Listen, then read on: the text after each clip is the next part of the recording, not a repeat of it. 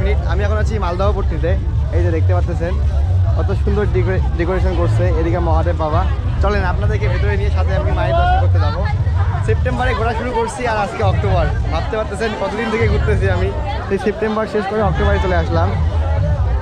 আবার এদিকে মূলত পুরুষদের প্রবেশ আর মেন গেট দিয়ে হচ্ছে মহিলাদের। ভেতরে অনেক মিউজিক চলতেছে। এখানকার মন্দিরটা আমার অনেক সুন্দর লাগে। এই যে কাজ করতে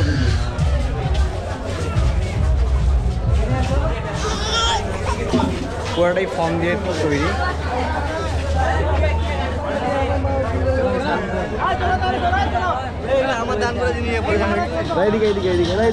আমি এখন রয়েছি শ্যামরায় ঠাকুর বাড়িতে। এখন মূল মন্দিরে ওই সাইডে।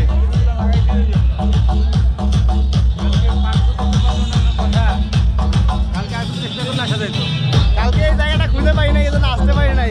আজকে আপনাদেরকে নিয়ে চলে আসলাম আমি আবারও।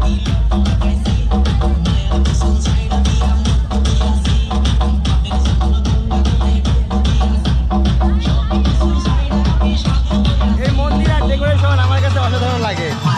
আপনারা হয়তো আসতে পারবেন না, কারণ আসি এই সেই মন্দির। 1 বছর আগেও আমি এসেছিলাম, আবারও আসলাম।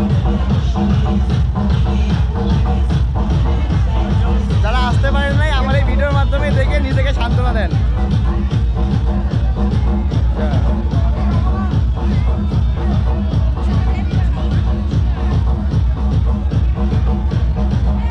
এদিকে আসি।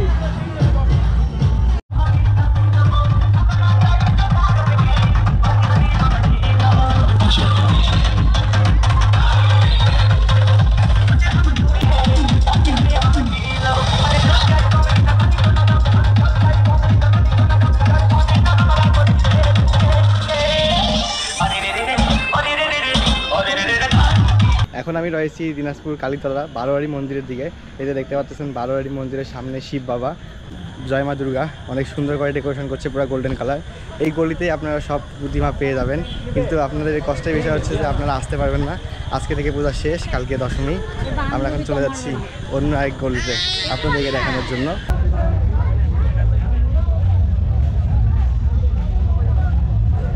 এখন চলে আসলাম দিনাজপুর বড় বন্দর হরিসভায়।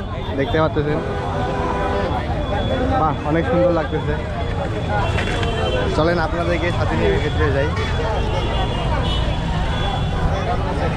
ওরা বাইরে আছে।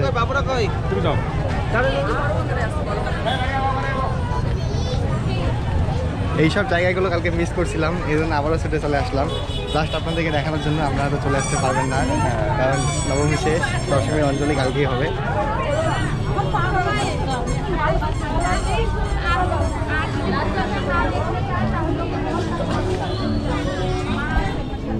ইউটার্ন নিলাম, ইউটার্ন নিয়ে চলে আসলাম বড়বন্দর হরিসভার মন্দিরে। পাশে একটা পিসির বাসা আছে আমার, আর যাইতে পারবো না, আজকে সময় থাকবে না।